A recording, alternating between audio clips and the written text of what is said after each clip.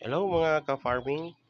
Kung wala po kayong makuhanan ng talbos na pantanim ng orange kamote, bilhin lang kayo sa mga market. Tapos ibaon nyo ng halfway yung laman niya. Tapos after 2 weeks, ganyan na po ang mangyayari. Magkakaroon na ng maraming roots. Tapos ito, mga runners. Yan. Maganda na itong ilipat guys. Mahaba na masyado. Oh. Yan. Ganyan ako mag-propagate ng mga kamote. Kasi nasa syudad nga tayo. Wala po tayong mahingian o mabilhan ng mga runners. Okay, talbos na itatanim na orange kamote. Kaya yan ang ginagawa ko. Nung una kong ginawa nito, inubos lahat ng mga manok. Ayan, yung mga manok namin, oh.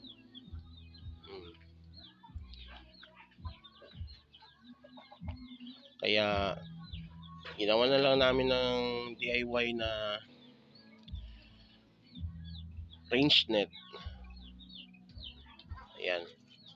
Papunta yan sa loob ng ilalim ng ikalawang bahay ng misis ko. Tapos dito naman meron din yan. May kulungan pa. Tapos isang broodcock. Meron pang isang inahin doon. So yan po ang nangyari nung kamote namin. Naubos ng mga manok namin. Kaya nagpropagate ulit ako. Nakabili kami ng 15 kilos. Yun ang inihahalo namin sa aming rice. Tinatawag namin yan na saksak or sinaksak or mix in English. Masarap yun. Kamote tapos may rice. Pagsaing. Naku, mapaparami ang kain mo. Pero actually maganda yun.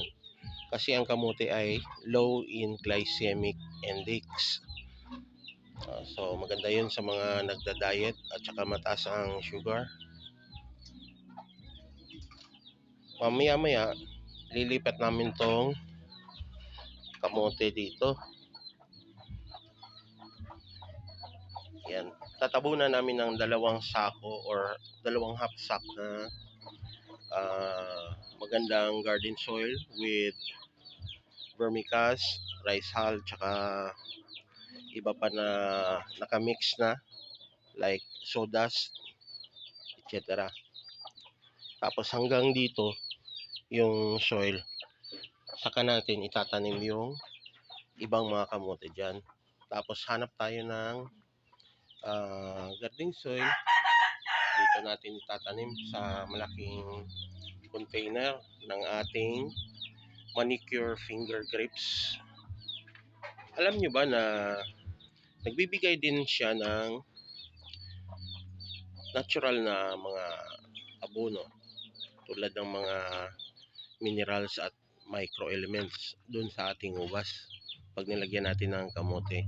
Pero kailangan lang dyan ay halos isang sako talaga na garden soil yung tatabo natin dyan on top sa kanyang soil para yung roots ng ating grapes ay hindi magalaw.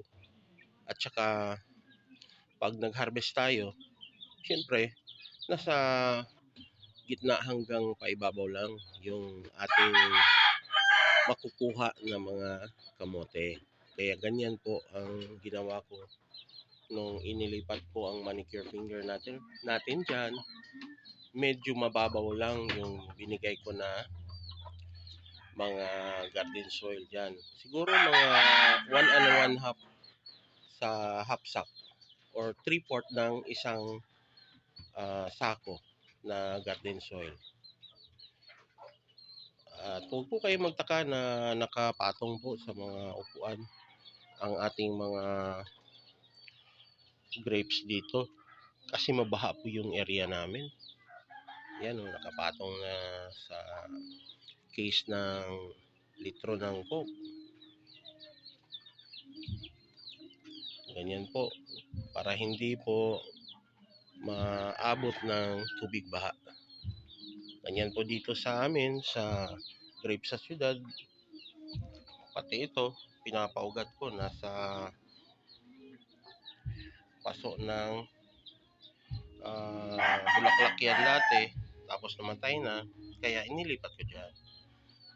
At ito naman, para hindi magalaw ng mga manok, nilalagyan natin ng mga bato-bato or slabs ng simento para po yan hindi mahukay ng mga sisiw, inahin. Kasi mahirap na po pagka namatay itong sugar cane na to. Wala na akong ibang makunan dito sa malapit. Pati ito, nilagyan ko na ng guard na screen. Kasi belly budha yan. Hilo belly budha or budha belly. Kung alin man ang tama dun. Basta yun. Sugar cane na pag ganun-ganun yung katawan niya. Parang Coca-Cola. Okay, yan lang muna. Update ng aming munting pinagkaabalahan dito. Ayan, ganda na ng aming inaalagaan na orange marmalade or marmalade na philodendron. Ayan po ang aming mga tanim.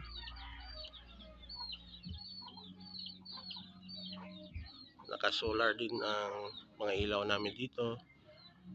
Kaya dyan namin nilalagay para plastado talaga. Nakabilad talaga sa araw. Kung hindi pa kayo naka-subscribe sa aming YouTube na Grapes sa Siyudad or naka-follow sa aming TikTok at Facebook, still ganun pa rin ang aming account, Grapes sa Siyudad. Paki-follow na po at mag-heart sa anumang mga post namin na magustuhan niyo. Paki-leave na rin ng comment para sa inyong mga suggestions at kung meron kayong gustong itanong, sasagutin ko po yan. Thank you for watching.